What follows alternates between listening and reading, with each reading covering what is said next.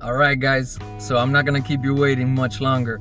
I went and I actually found the block. I'm super excited to show you guys, and I'm very happy with my find. So let me show you guys what I got. It was some guy on OfferUp, and he had it saved or stored away for like a bunch of years.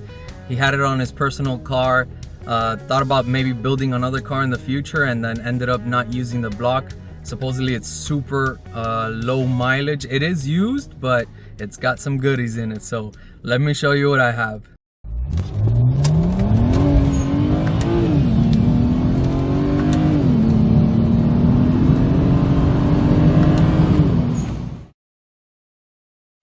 All right, guys, so here she is. This is the block. We're gonna go ahead and show you guys what we have here. So he wasn't lying. The block is built. This cylinder seems like he had an issue where he couldn't get it to fire, and that's the reason why they got the car and they decommissioned it. They just parted it out. But this block supposedly has only gone to the dyno and got towed back home. So those are the miles that this block has. It's been in storage for a really long time. As you can see here, I mean, we've got some oxidation from the aluminum and stuff like that. But I did take a regular ruler and check the surfaces. They seem to check out pretty good, but I'm not too worried about that because I can go ahead and make sure to just straighten these out. I got a technique that I'm working on and I want to show you guys to make sure that these are as flat as possible, and you guys can go ahead and do this at home too. But right now I want to show you what's inside the block, which is where the money's at.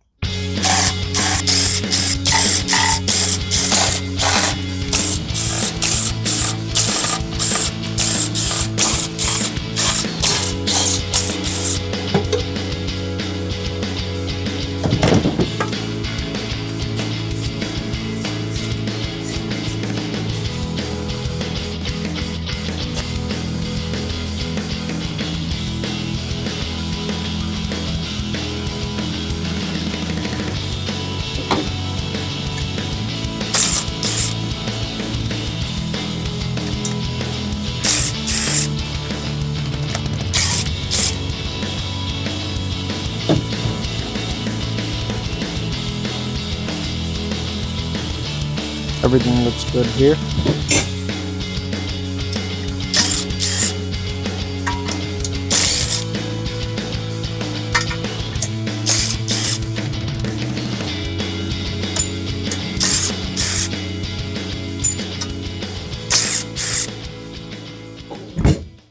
All right, time for the big reveal.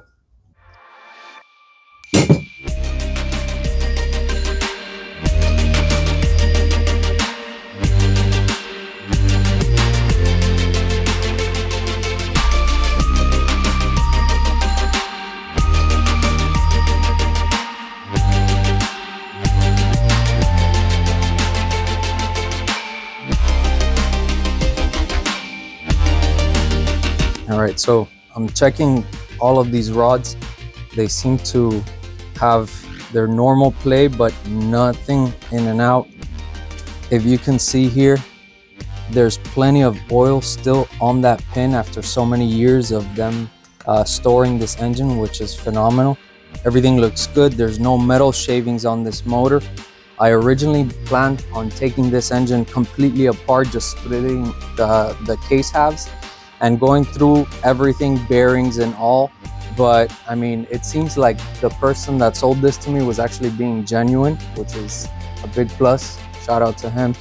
And I'll go ahead and leave those how they are. I'm gonna remove the pistons. However, I'm gonna check the tolerances or the clearance for the rings. If they're out of the spec that I want them to be at, I'm gonna get a new set of rings and just, you know, make sure that they're at my specs. But for right now, this looks great. I think it's very usable.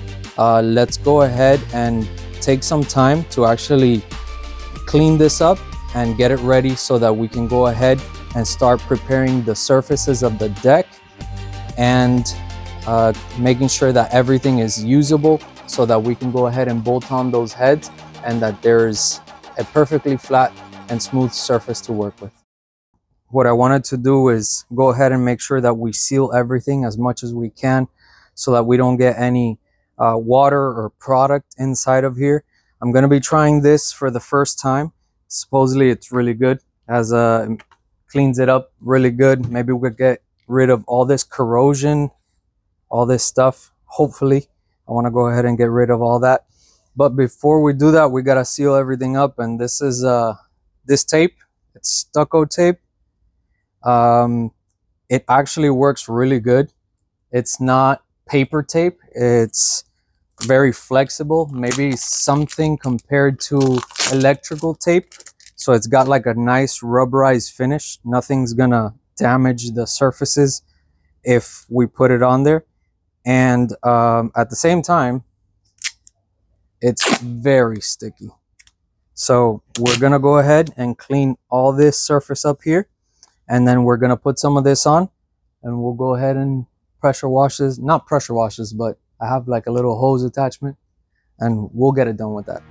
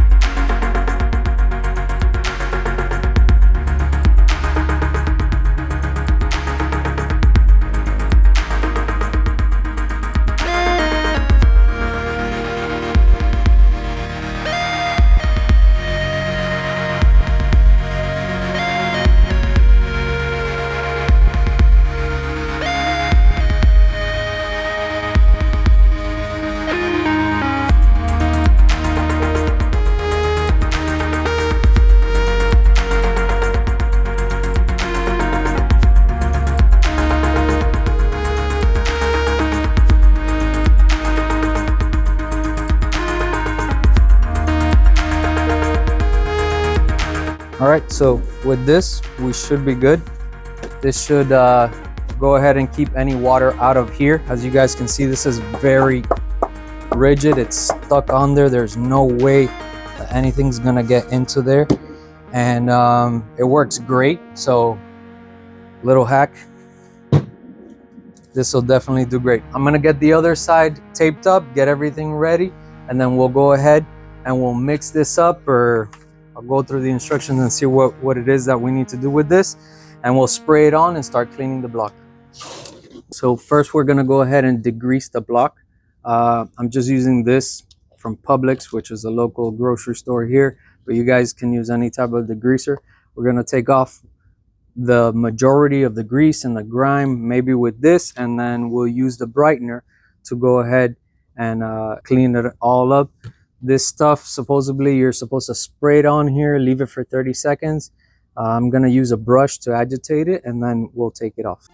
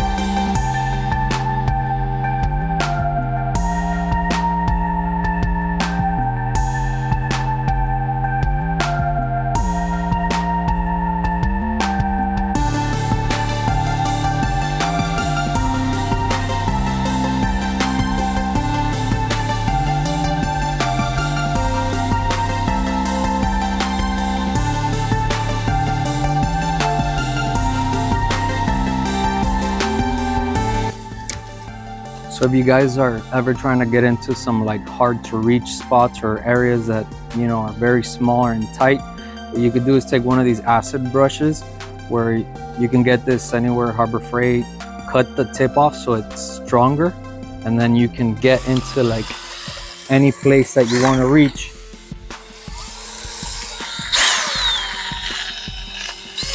And it works really, really well.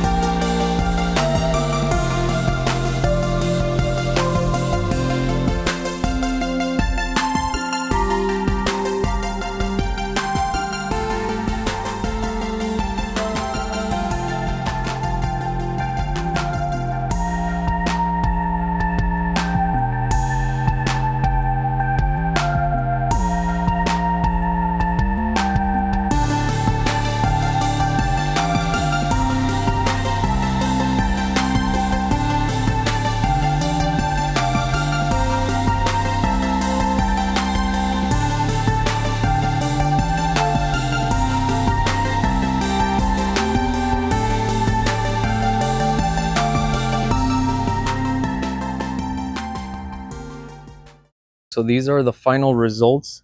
This is as good as we could get it.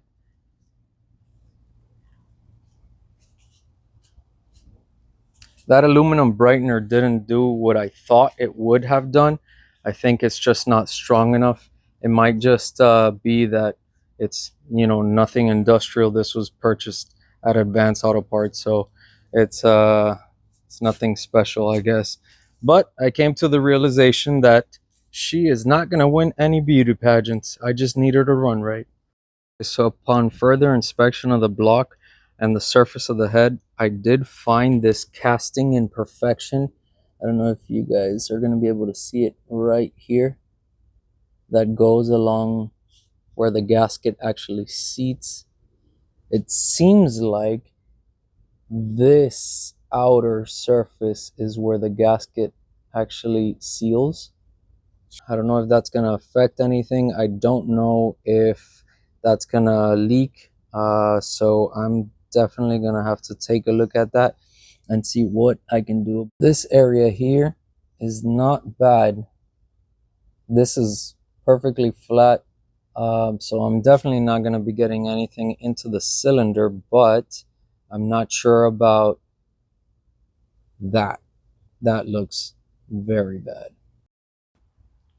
All right, guys. So if you guys have any suggestions, if you guys with more experience than I do have any real world solutions to the deck of that head, I would definitely appreciate it. I'm really trying not to go to a machine shop. I really am trying to avoid that because I wanted to do all of this here at home for you guys.